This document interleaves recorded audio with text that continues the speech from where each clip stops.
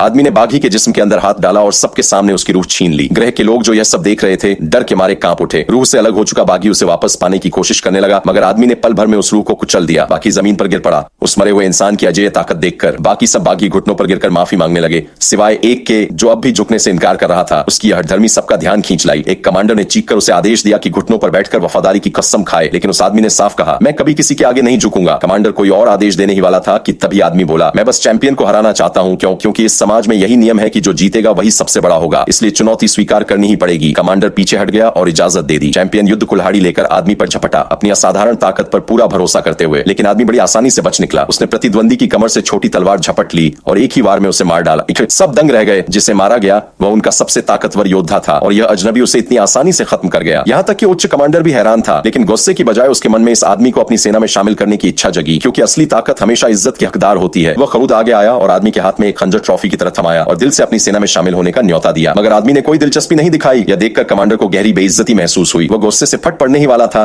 कि अचानक उसने आदमी का हाथ छुआ और उसे एक अजीब सी पहचान का एहसास हुआ। वह दुविधा में पड़ गया। आदमी की असाधारण ताकत को समझते हुए उसने गार्ड्स को आदेश दिया कि उसे आदर्श सुधार के लिए बेस पर ले जाया जाए। गार्ड्स तुरंत उसे घेर कर खड़े हो गए और माहौल तनावपूर्ण हो गया। तभी रानी नोरा सामने आई। उसने दिखावा किया कि वह आदमी को महल के अंदर घुमाने ले जा रही है, लेकिन असल में उसके मन में एक काली साजिश छुपी हुई थी। आदमी अनजान बनने का नाटक करता हुआ तैयार हो गया, लेकिन उसका असली मकसद था उनकी काली हकीकत को उजागर करना। रानी की अगुवाई में वे एक विशाल महल के अंदर दाखिल हुए, जहां उनके राज की खूनी कहानी सामने आने लगी।